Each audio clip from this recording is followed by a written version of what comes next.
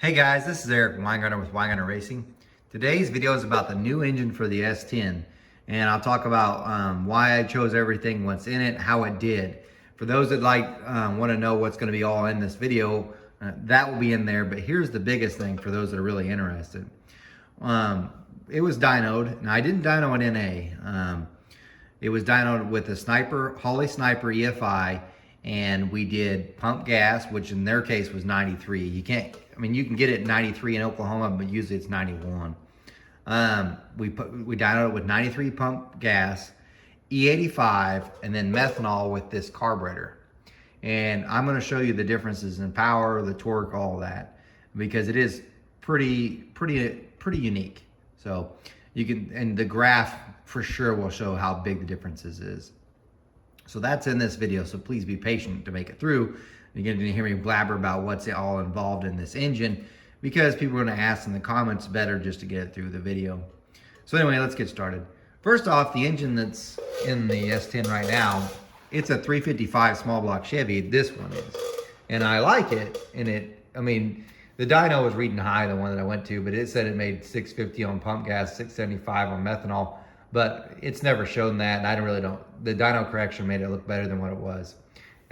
Anyway, I love the motor. The catch is it's a high winding motor, so that one makes peak power at 7,500 RPM.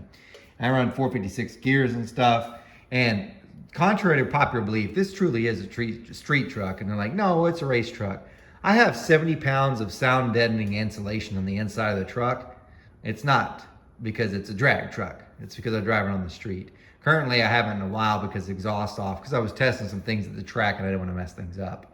However, I love the engine, but there's a downside. When I drive on the highway, which you do, at 70 miles per hour, that's right around 4,200 RPM cruising down the highway. And it also has a 5,600 stall. It's not pleasant. It's fun to drive, but the drone will annoy you to death. Also, it's got a very aggressive valve train. And because of that, I wanted something different, hence this. The idea for this engine was I wanted something that would make the same or better power, preferably more power than what that 355 did, but at a much lower RPM. That's the point for this, so in case you're wondering. I'm still gonna drive on the street, but the other thing I really wanted was I wanted to be able to drive considerably longer distances. So if I want to do like a drag week or something, I could. And part of me is so curious to see if this would actually make it through a drag week. It would annoy me, and after 5 days, I'd probably want to, pull out my ears or something because of the noise. But I'm curious to see how the engine would react to it and if it actually survived. I think it would, but I think it'd be needing some maintenance issues done. Anyway, that's what the reason for this. So this one is a total different deal, and I was shopping around and I wanted someone else to build the short block, and the reason for it is I don't have time. Yeah, I used to build engines. I don't anymore. I port so many cylinder heads. If you're new to my channel, that's pretty much what I do. That I don't have time to build my own engines, and it's sad. It took me a year to finish this last 406 you might have seen for my cousin who runs, and a year to do that engine, and it was a very nice engine, but I didn't want to do that. So I wanted to order a short block, and I went to Nyes. Nyes Racing is in Muncie, Indiana. Now, I shouldn't say the only reason, but the reason I ever heard about them is because I had a customer who had used them for a build, and I had ported a set of heads and an intake manifold, and he had Nyes build this, I think it was a 565 big block Chevy, and he flowed the heads there too, and he gave the same numbers I did. And I was like, he could have lied and said, no, your heads are worthless, but he was honest with it. And the engine made really good power, and the customer was very happy with using Nyes, and I was like, you know what, I'll give him a shot. There's a bunch of local places here too, but I have to say, Nyes has probably some of the better prices that are available. Not against anybody else. I also like to spread out where I have my engines built. I don't really put all my eggs in one basket. So that's just me. But also, honestly, they're nice guys. And I'll talk more about that during this video. But anyway, here's the engine. Nyes had a short block that's a 406, and it uses a Dart SHP block. That's what this is. Now, I asked for a couple things that are different from what he usually runs. For one, I don't mind Eagle, but I prefer Scat. So this has Scat crankshaft. It's got Scat H-beam rods, and they've got the ARP 2000 cap screws. It has JE flat top pistons in it, and with the chamber size on the heads, it ends up about 10.2 compression ratio, really close to that. It should have been a little bit lower, but it's because I messed up on the heads. I had them do that, and then the other things that I had them upgrade to was I wanted coated bearings. I run coated bearings in every engine. You should know that. I'm a firm believer in them. I don't think they make any more power, but they save you from things that could go wrong. So I'm a firm believer in coated bearings. As for that, ARP 2000 cap screw upgrade, they also use Hellfire rings on this engine build as well. Now, another upgrade, and this is me, I sent them, so that was their part. I sent them just about every other piece to make it work. So I wanted a good lifter, you know, because if this thing's gonna make some vents, I want a good lifter. So one, I had them cut out from an 842 lifter to a 904 lifter, and these are BAM lifters. First time I've ever used BAM, and so far I'm pretty happy. These are a 904 diameter, and they're the steel ones with the DLC coating. It's pretty much the best lifter that they make for small block shipping. Now it does have an offset of 210. You can watch another video about it. I'm pretty happy with them, to be quite honest with you. So that's good. I spec'd a camshaft, and I'll show you the cam specs in just a minute, the whole cam card and everything. It's very similar to the one that I used for that last 406 that you might have saw the video on. But it's just to give you a rough idea, it's 244, 258 on duration at 50 thousandths, and it's right about 700 valve lifted with the 1.6 rockers. It's actually 704. It's on a 112 lobe separation. The heads, these are Brodix Race Right 27, sorry, I don't know why I said that. These are Brodix Race, I messed them up again. These are Brodix Headhunter small block Chevy heads. I have ported them. So when I got them, they were extremely small because I actually had them undersized. I ported the entire chambers and everything else. They also had the chamber softened, and they have a 215 intake valve, a 1.600 exhaust valve. They flow about 350 CFM. You can watch a previous video about that as well. I did all the port work on them. It's a nice head. Very small though. The cross-sectional area is something like 2.5. Some people, because of the oval opening. It's a raised runner head too. It's still 23 degree. But it's about 2.4, 2.5. I have to go back and look at the notes. But it's not bigger than that for sure. The intake, there's only two intakes that fit this head, and this is one of them. This is the MS90 from Brodix that I've heavily ported. You can also watch a video about that. It's in the past.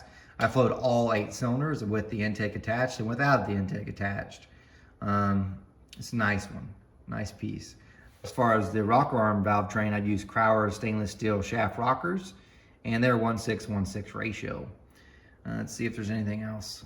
The reason why the compression ratio was kind of high is because when I was porting the heads by accident, when I was doing the chambers, I nicked the deck, so I had to resurface the heads, and that brought the chamber size to 76 instead of 81. Because I was hoping for 81, because that'd have been about 9.9 compression ratio instead of 10.2. But anyway, that's pretty much the rundown of the engine. Besides, it has a Torqstorm supercharger. This is the stock pulley that comes with it. They have a lifetime warranty, but I guess if you change it yourself, then they charge you, or it'll void your warranty, so you have to send it in, which I wasn't going to do. But anyway, that's a 3.25 diameter pulley. That's just one that comes with its stock. And I dynoed it with the air filter attached. And we dynoed, by the way, at Nye's Automotive. And I shouldn't say I dynoed it. It was all him and his dyno. So let me give you the rundown as far as the other stuff too. This is the Holley sniper that we use. This is the 8 injector unit. And I brought my own. I had sent him my digital, my ignition box from Holley, and the coil that came from Holley. Has a Holley sniper, a Hyperspark deal. And this is a solid roller camshaft, a billet one, but I did have him put a cast on the back, so this is all that way. It is a 4.7 swap, by the way, too. He initially dynoed it with this sniper, and he did a pump gas tune with 93 octane. And I'm going to show you the numbers in just a minute. But he set the timing at 24 degrees, and that's where he kind of liked it. It was safe there. He then did an E85 tune with the sniper itself, too. And finally, onto the methanol. Now, some of you are going to ask, well, how did you do the control of timing for this? What we did is we took the sniper off and left everything hooked up, but we took the sniper off and just hung it over to the side so that it could control the ignition timing, and then just ran the carburetor. So the same timing curve and setup that was on the E85 was the same one that was with the methanol. you'll see how big of a difference this makes. Now, you've heard me gab for about 10 minutes. I'm glad you stuck around because here are the numbers. Here is the numbers for pump gas. So, and I'll go through this real quick. He starts his pulls at 4,500 RPM. They sweep all the way to 6,500 RPM. Now, this is only at 24 degrees of timing, which you play with. And if you look at it, it made 743 horsepower at 6,400 RPM. It made 656 foot-pounds of torque at 53. So that's a lot of torque. You can tell it's still making 610 foot-pounds of torque at 4,500 RPM. This thing's pretty good, really strong. The boost curve isn't on here, but I'll go ahead and tell you, it's not on this sheet. You'll see it on a different one. It made, at the beginning of the pool, it's 5 pounds of boost. At the end, it's between 10 and 11. That's it. It doesn't make more. As you can tell, the air-fuel ratio is still really rich for for the boost, but I think he was just trying to be safe. This I may play with this when it gets in the truck anyway, because the dyno headers he is not the same headers that I'll have in the truck. Nothing wrong with his headers, but they're not exactly dyno headers. They're more chassis headers, and they're fine, but they're definitely not the ones I use in my truck. Mine are a stepped header. I got a merge collector, so I'm fairly certain this was pretty much, let's just be safe, we'll make some pulls. It wasn't to maximize it, because it'd be almost pointless, because it won't be the same setup in the truck. And even though he could have this perfect fuel curve on this, once I put it in, it's not, because it's not the same situation. So more likely what I'm trying to get at is, this is a nice safe tune, 24 degrees of timing, really fat still, with 93. I will probably change some of this once it's in the truck. So this is just to safe. It's a good baseline. You're good and made 743 horsepower. You're pretty happy. So at this point, what he did is he changed out the, he just changed the fuel and went to E85. Let's look at this one, because it's,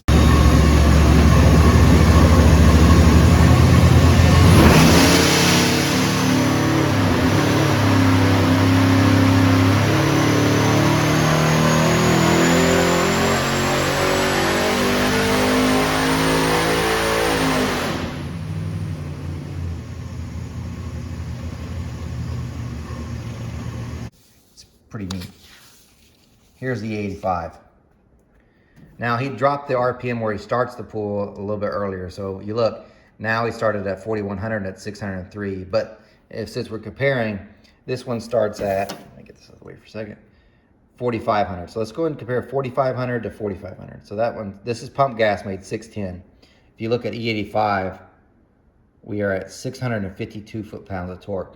That's a 40 foot-pound gain. By the way, he did raise the timing up to 2 degrees to 26. But look at the peak, 784, and that was at 6,600 RPM. And compared to at 65, peak there, 743. So it's about 40 horsepower up, 40 foot-pounds of torque, 40 horsepower up, good gain. So just the E85 is pretty much it. But I'll warn you on this. This is, if you look at the fuel table, and he's still really rich. I mean, you can tell we're in the really rich. You're in the 10s and just barely into 11 here. Part of the reason for that too is, again, he was trying to stay safe. But I can tell you he was running out of pump, because when you look at the VE table, when the cells are white in the Holly, it means it's more than 100% of the injector duty cycle, and we were there for several parts. So it was out of fuel anyway. But you can say, well, you don't really need all that. You're so rich anyway. True, but we had maxed out his fuel pump, at least we'd maxed out the injectors, but even his fuel pump, if you look through the run, which I'll show you, you'll get to see it actually run. You will see that the fuel pressure is dropping. It just can't keep up. Now, as cool as this is, the methanol is something else. All right, so let's switch to meth on the carburetor. I should point out too, the carburetor is 1,000 CFM. The Holly Sniper is only 870 CFM, so this may have some play into what happened.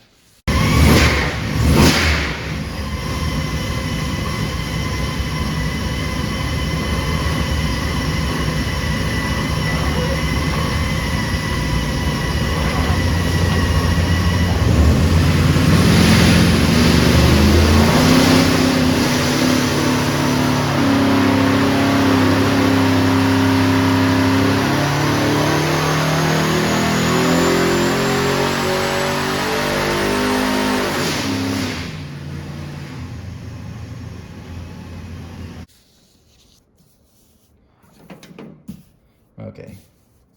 Move it. There we go. Now, he did a lot of early tunes, and we'll talk about the carburetor a little bit too, but he did a lot of early pulls just to make sure things weren't too crazy as far as the air-fuel ratio. So you'll kind of see what's going on. Oh, I should point out here, it was still climbing. If he had kept going, chances are it probably would have hit a 790. I should point that out on the E85. But there's no point in going there. I really did wanted to make power about 65. If it makes more there, it's great. But I'm not going to do that in the truck. I'm not. 65 is going to be about it. Anyway, let's look at the methanol. This is the last pull that we made, and you'll see why in just a second. If we look at 4,000, it's making 659 foot-pounds of torque. At we'll say 41, that's 603. This thing's 50, almost 60 foot-pounds more torque, but it gets better. It makes peak torque of 732 foot-pounds of torque compared to the 677. Huge gain there in torque. But you're like, the horsepower only made 778. That's 6,000, by the way. And compared to that to the 6,000 here, it's 752. So it's 30 horsepower up. You're like, that's it? Well, here's the reason why. Look over here. We were aiming for like 12 to 1, 12.0. So at the beginning of the run, it's not bad. And then it starts getting perfect. And then it starts going scary lean, as you could tell. Here, I'm a little worried, now really worried and extremely worried. That's too lean, so he'd stop the pool. And I talked to Mark Whiteyear is the one that did this carburetor. Whitener, sorry, I keep saying his name wrong. He said it's the bowl vents probably need to be bent and shaped forward into the inlet, and I'll walk you over and show you. The bowl vents are right here, but they're just sticking straight up. If you look at the way the air comes in, it's coming right across. And what I think is happening, and that's the reason why he says that sometimes having them straight up like this in the way that they are, and the hats, sometimes it affects it. And what I think is happening is the air is rushing past, and it's not actually pressing in or putting pressure on the bowls. Instead, because the air is rushing past, I think it's creating a vacuum, and it's actually holding the floats up. So then it's actually draining the entire bowl during the run. And it's not getting refilled because it's being hung up. So the solution, he says, is to take your vents and your bend tubing, and you actually have tubing that faces forward in here, so that it actually it's hitting this airstream, and the air is being forced into the bowls to keep them at the right pressure, so everything kind of equalizes. That's what we think happened. That's why I went so lean. We couldn't do anything more on the dyno, just because that's too lean.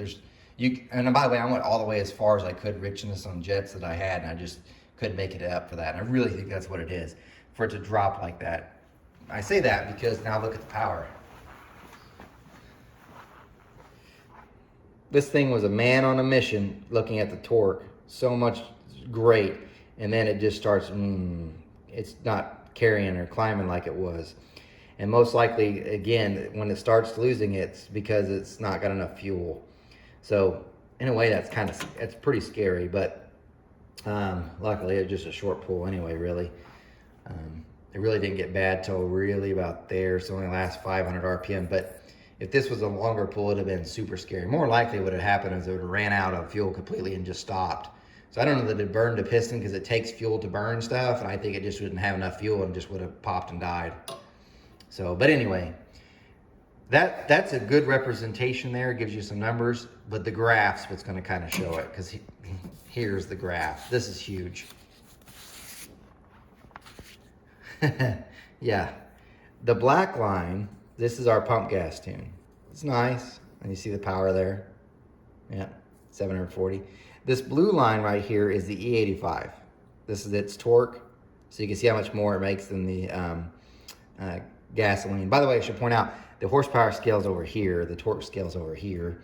Anyway, so you can tell it's quite a bit more torque with the E85, but it ain't got nothing on that methanol. This is the methanol right here. This is the methanol in red. So if you look, that blue and there's the red. See how much difference it is? It's huge. That's monumental gain. And this red one's the horsepower. So if you see, you've got the black horsepower, you got this blue horsepower for E85, and now look how far away the red one is. It was going to keep probably climbing. You could tell it starts getting lean here. and it's not making, it would have probably kept climbing and would have done this route right here. My guess, and once I think I get it figured out when I have it in the truck and all the rest of the stuff, it's probably going to be estimating about 830 or 820. Somewhere in that range is probably where it would have landed. It just didn't. And the reason why is the fuel. Because trust me, Pat wanted to see it happen because he was really curious about it. And so did the other guys there. Because that's 3 fuels to get tested. It's a really cool thing. But you can't keep going on that way. There was no way. It was that's after that you're just in problems. But if we could have got it fixed, that line would have kept going and it'd have been wow. But you could tell which fuel I'm gonna use when I'm racing anyway. I'm gonna get this fixed and that's what I'm gonna use. I mean, look how much more this is than even E85. And by the way, it's the same timing curve. There's the exact same one. Because remember, the sniper's controlling the timing. That's huge gain. I mean, if you just look at the raw numbers, we'll just go that way. 732 foot-pounds of torque compared to 675. So it's like, what, 60 or so? It's huge. I don't know that I made about that much horsepower, but at least 40 more. So 40 more than that's going to be like 820. That's pretty good. I know you're like, well, you know, Pro Charger, you know, you could make way more. That's true, but this Torqstorm, it's pretty good. By the way, let's just talk about, because I know someone's been bringing it up, and you've got a long video today. Why did you use a Torqstorm? Well, here's the reason why. One, when I called, it was an extremely long wait for the Pro Charger. And so I was like, ugh. And the other catch, it was just like, I don't know, $4,200 for about the same setup. Torqstorm at the time was $2,800, and I didn't want to make 1,000 horsepower. This is actually exactly probably more than I actually want to make. I just want to make like 700, 750. I've got that on pump gas. So the other reason is that has a lifetime warranty, and I have had many friends who have used Pro Chargers and customers that have broke them, and it could be for a variety of reasons, but I didn't want to have that happen. So there's for that.